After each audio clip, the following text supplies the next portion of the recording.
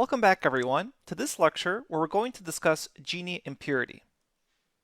Before we actually explore how splitting criterion is used in constructing decision trees, let's explore the most common information measurement for decision trees, known as Gini impurity. Later on we'll explore how Gini impurity will actually help split data as it enters a node in a decision tree.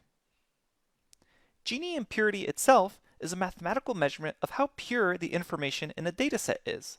And in regards to classification, we can really just think of this as a measurement of class uniformity. Let's see how this relates to the simplest case of two classes. First, we'll explore the actual formulation for Gini impurity. Gini impurity for classification is defined as the following.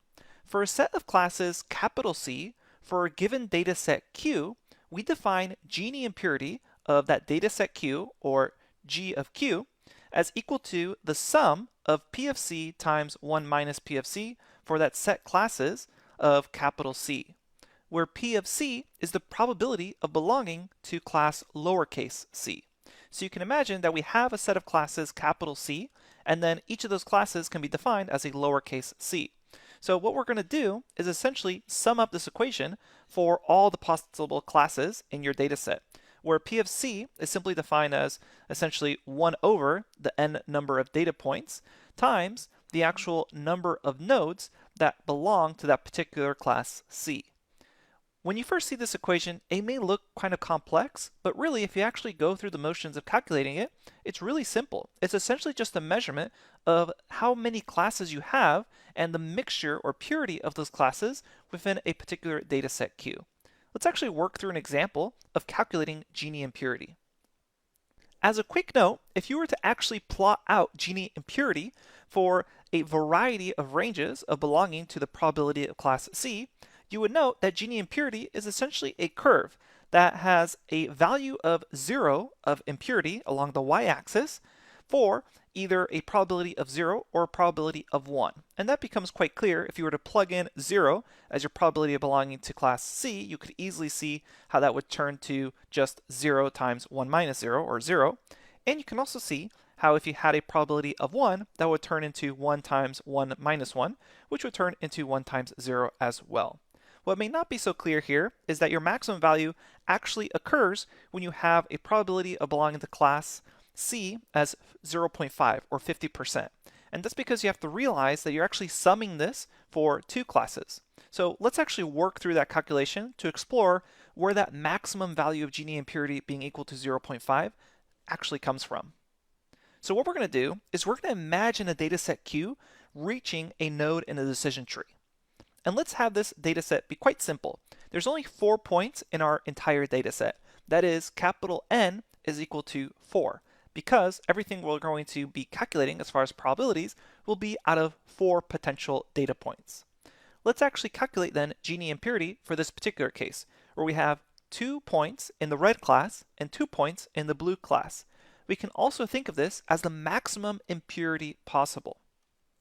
So if I were to plug in my values into my equation for class red, I would get the probability of belonging to class red is 2 out of the 4 points, times 1 minus, again, 2 out of the 4 points, and that's equal to 0.25. Now recall, we have to perform this calculation for every class presented in the entire dataset. So we also have class blue, which means 2 out of the 4 points are blue, so we'll get 2 out of 4 times 1 minus 2 out of 4, which is also 0.25. And then according to the equation, we're going to sum these all up to get a Gini impurity value of 0.25 plus 0.25, or 0.5, which we saw from the previous chart is the maximum Gini impurity possible.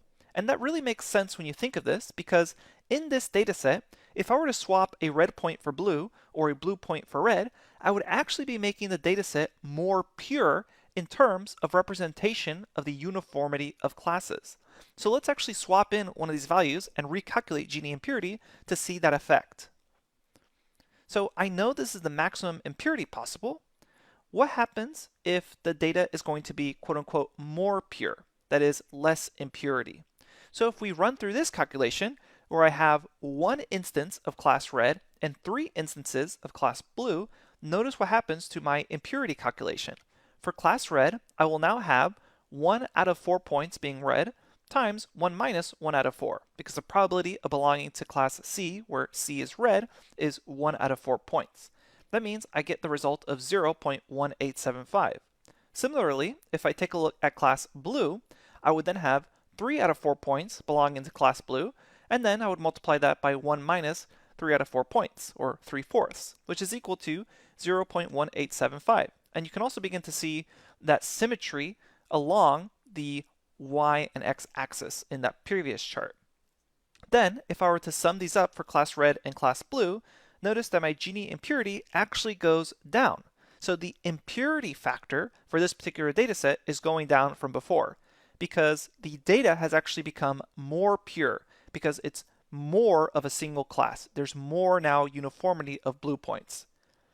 If I were to say my data set was completely pure, that is, no impurity, I could imagine everything belongs to a particular class. So that would mean I have 0 instances of class red. So I'd get 0 times 1 minus 0, which is 0, and I get 4 instances out of 4 of class blue.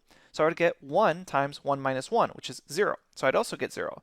So then if I would just sum up 0 plus 0, my impurity, or Gini impurity, is equal to 0, essentially indicating that my data set is completely pure. There is no impurity.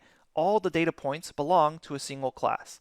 And now, hopefully, you can see the relationship of this mathematical measurement of class impurity using Gini impurity. So where does this idea actually fit in to decision trees? If the goal of a decision tree is to separate out classes as perfectly as possible, we can use Gini impurity to decide on data split values. Because when we think about it, we really want to minimize the Gini impurity at leaf nodes. Because if we're minimizing the Gini impurity at a leaf node, that means that leaf node is going to represent as much of one class as possible. Because recall that leaf node is essentially going to be the output prediction. As we follow along the decision tree and reach that leaf or terminal node, we want to minimize the Gini impurity value there in order to make sure we're separating classes as effectively as possible. So minimized impurity at the leaf nodes means that we're actually achieving the machine learning task effectively. In the next lecture, we're going to construct a basic example of using Gini impurity from a data set to calculate feature Gini impurity. Afterwards, we'll explore splitting various feature types and deciding which feature should be at the root node. I'll see you at the next lecture.